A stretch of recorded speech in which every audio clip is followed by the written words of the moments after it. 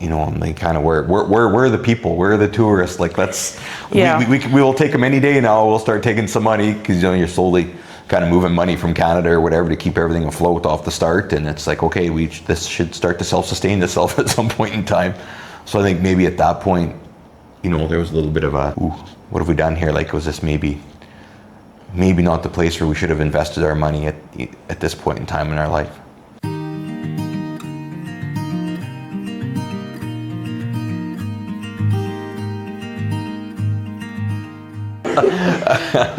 Name's Jason Stanvik, here from Edmonton, Alberta.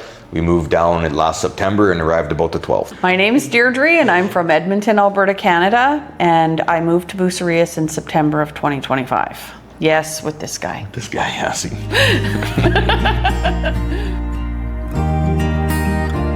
How my life in Canada was busy. I was in construction there and I was gone from home quite a bit, so always gone, always on the road, working away from home. So it was always go, 12, 13, 14 hours a day. And I even, when a person talks about it, to think about how much and how fast the guy ran back then just seems crazy to this day. So everything but moving to Mexico and everything that we were going to do probably started even a couple of years ago. Trying to figure out a way to slow down what the next step in life is going to be, so that we could spend some more time together with me, with me being on the road all the time for work. Was it going to be Mexico?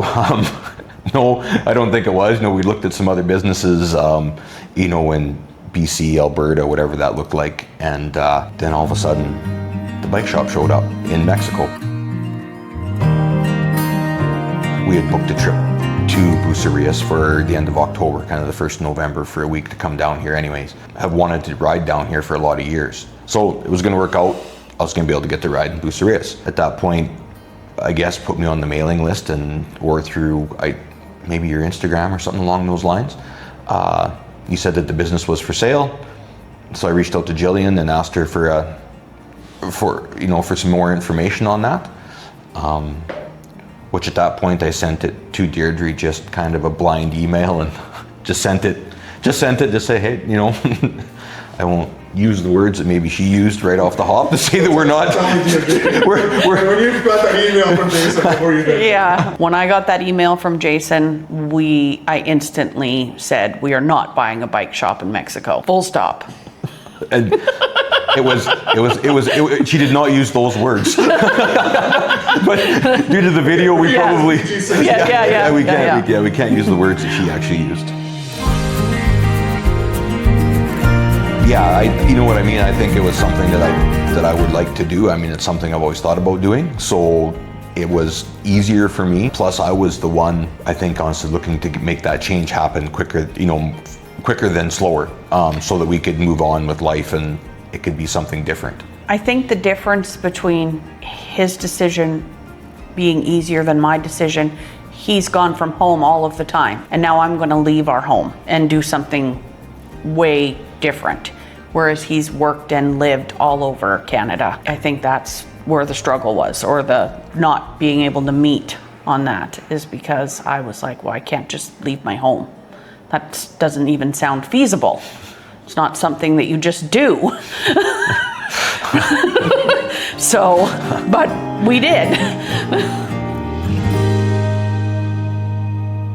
When we were here in October of 2024 and Jason had rode with you a few times, I spent some time by myself in Bucerías walking around. Then when we landed back in Canada and it was an all-out blizzard, I just looked at him and said, yep, I can live in Mexico. So let's figure this out. And we did. I think when we arrived here in October and I walked into the shop, seeing everything that was happening there, the operation, the business itself, I knew it was something that I could do, that I would like to do.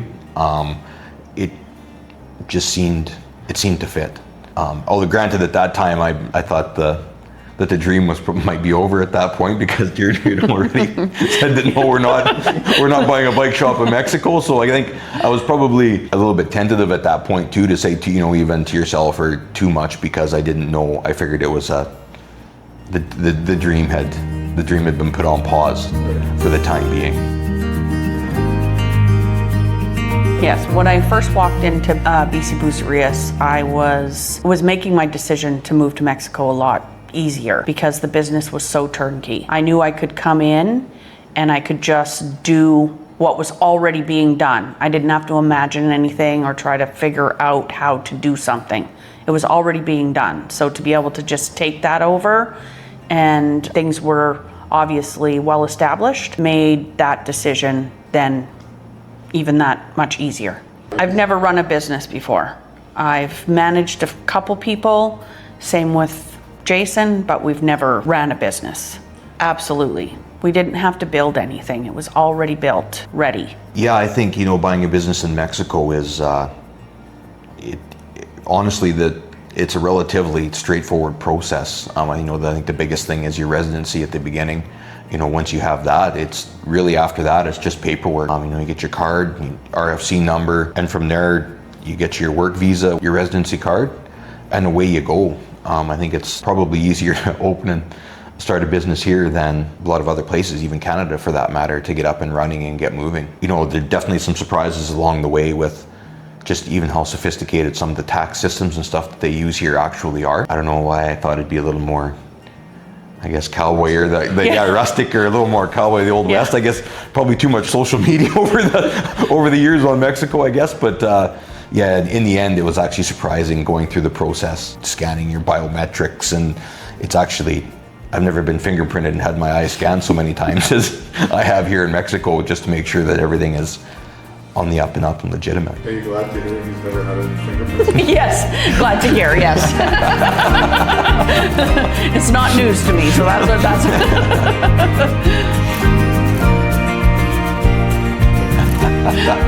Who would be the boss? Probably Ale and Pepe. No. We just do as we're told. Yeah. And tell us about Ali and Pepe. So Ale and Pepe work at the shop. Pepe, who has been with the business, for the last 11 years, and then Ale, who started with us this year, and works at the front in the coffee shop, and as well does a lot of the administrative type stuff. Works closely with our accountants, ensuring that's all looked after. And can't say enough about them. They're fantastic. They're great. If it wasn't for them, this journey would be a lot more difficult and a lot different, I'm sure, in the end.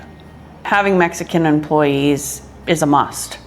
I think that it's just something that you would need as a business owner down here, especially when you're not fluent in Spanish. You have Spanish only speaking customers that you have to be able to professionally deal with, and that's where Ali and Pepe definitely come in and help us out a lot with that. I joke with some people, it's not really a joke, but the biggest asset of the business that we got, I think, was Pepe. He knows a lot, and it's very helpful to us. So.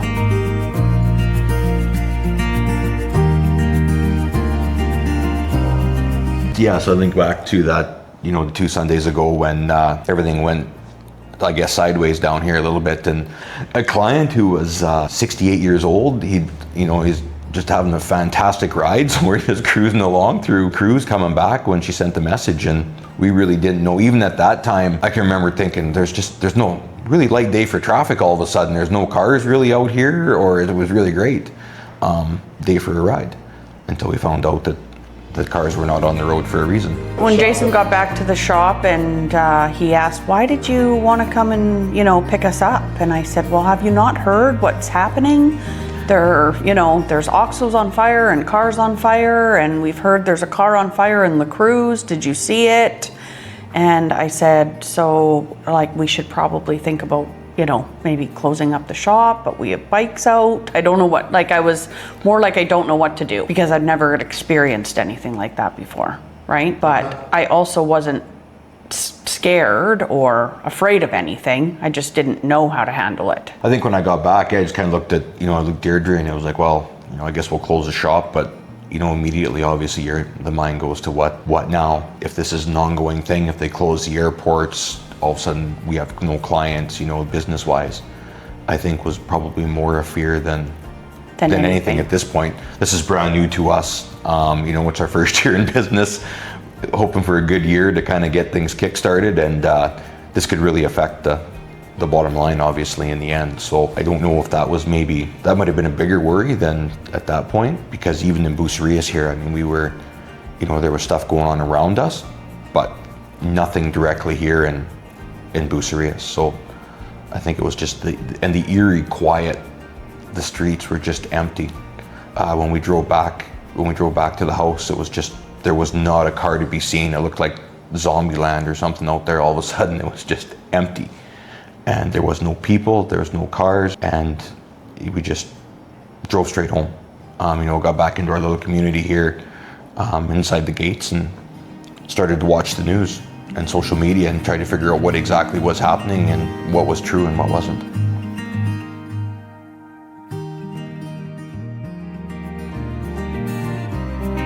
When we really thought about how long this business has been around, we did feel like we were stepping into somebody else's story, but with the grace of being able to make it our own at the same time. So we were thankful that we were stepping into somebody else's story because the business was so successful. And then just doing little things over time to make it, have our name on it that's also been, a blessing. I think the legacy of, the business has been built over the last 13 years. What made it easy to step into that story and try to run with it. Honestly, if anything, the pressure, there was more pressure to try to hold the standard of what the business was from previous and keep moving that forward, especially with us being brand new to even running a business, let alone a tourist business in a foreign country. So I think there was probably a bigger pressure there than anything on, just to try to make sure that Google rating stays 5 stars, and and the Viator and the comments come in, and the tours and what that looks like. We have a lot of returning clients who have rode with Bici Bucerías year after year. So I think just making sure that they have that same experience and they want to come back and ride with us again next year, and not, that's probably one of the biggest ones for sure. I don't know that it was ever, I don't think at any point in time, I thought it was a mistake, maybe more of what have we done? Even, I don't know that it sunk in until honestly we were on the drive down here, and all of a sudden we're in a vehicle for 4 days, traversing the USA and Mexico to get here. And, we both at that point, we had quit our jobs, and this was our new venture, right? So it really started to sink in then. Then we get here and we get in the shop, and September is very quiet. Even rolling into October is still a little quiet. Some emails are starting to finally flow, and it's, they kind of, where are the people? Where are the tourists? Like, we will take them any day now. We'll start taking some money, because you're slowly kind of moving money from Canada or whatever to keep everything afloat off the start. And it's like, okay, this should start to self-sustain itself at some point in time. So I think maybe at that point, there was a little bit of a, ooh, what have we done here? Like, was this maybe not the place where we should have invested our money at this point in time in our life? And I think it was just a case of, in the back of my mind, what if this year they decide not to come? I don't know. Like, there's always going to be tour. They're always going to come here. So yeah. A typical day for us would be getting up around 5:30 a.m., having breakfast. Jason gets ready because he likely has a tour that day, and I pack for my day at the shop. And we arrive at the shop about 6:30 or 6:45 a.m. and get coffee going and get ready for the day, whatever that looks like. We could have a couple riders going out that day, or we could have 2 different tours and a food tour and lots of bike rentals. So we just figure out what kind of needs to be done before the shop opens or these people start arriving. Yeah, I make coffees. I turned into a barista overnight. I might not make the best coffee some days, but people, they come back, so. And how important is the coffee program? It's very important. It's very important to have really good coffee. People enjoy really good tasting coffee. And so, yeah, I never realized it before. But we get our coffee locally grown and roasted, which is very important for people. They enjoy it, they come back for it. And, but I would have never known that before working in the coffee shop. Yeah, I think the initial, when we decided to buy the business, the coffee shop was just, in my mind, was going to be something that worked off, from behind the counter. You serve a few coffees and that's that, but it's actually turned into a large part of the business. It's important. With the cyclists, we have a lot of cyclists now that stop by the shop because of the coffee. Everybody who comes in says we have fantastic coffee, and they return because of that. And it seems to even drive some of the business. They come in, they sit down, they have a coffee, they realize we rent bikes. Next thing you know, they're renting bikes, or they're asking. Then the conversation starts. What else do you do? Well, we have beach chairs. Well, you have beach chairs? Well, what's that? And it just seems to drive the community itself, and that portion of it to start the conversation sometimes that you probably wouldn't have started, or people wouldn't have stopped. If they wouldn't have come in for a coffee, they wouldn't have, they never would have known we even existed without the coffee shop.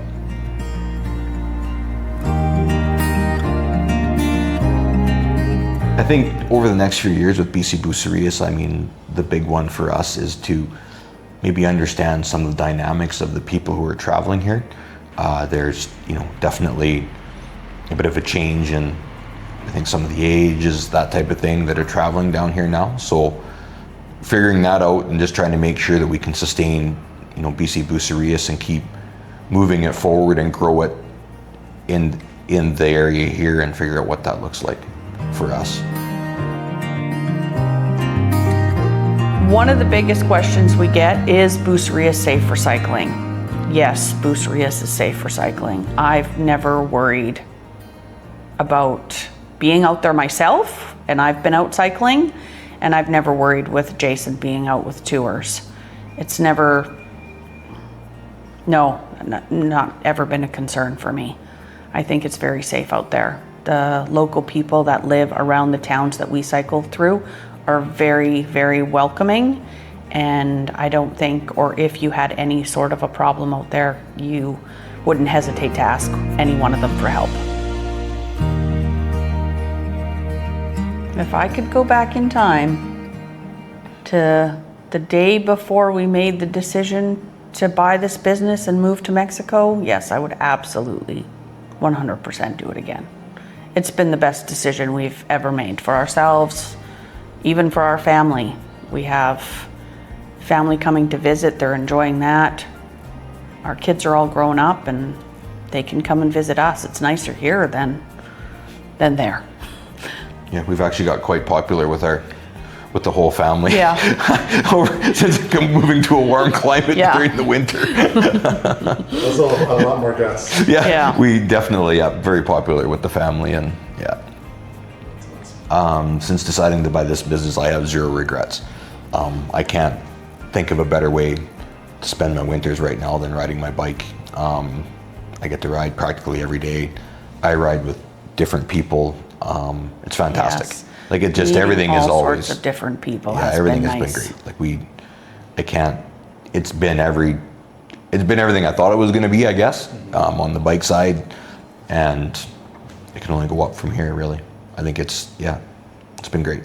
But Jason's withering away.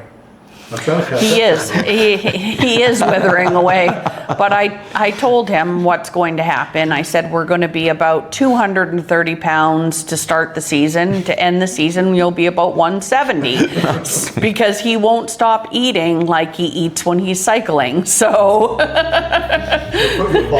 up. bulk up for the next Bulk season. up for the summer, yeah. No, I think if Joel and Jillian, if they walked into the shop now, I would hope they would see that in some ways, honestly, it still operates the same as that when they had it. I think that's one of the questions, even as we move forward, even to now, we still kind of ask, that's between us. It's like, hey, what would Joel or Jillian, or what does that look like? Or how do we, when we move forward, even I still text Joel every once in a while and just say, hey, what maybe What do I do in this situation? What do I do here? But I would hope that they see that the business is flourishing, it's moving forward, and they pick the right people to sell to, I guess, as well, because it was their baby for 12 years, and I can imagine on their side, it's a little bit of a, it's gone now. It's moved Yes. on. Hopefully these people can keep it flourishing and keep it moving forward and look after it the way that we would want it to be looked after.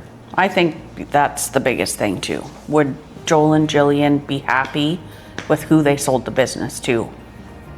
And I think yes. They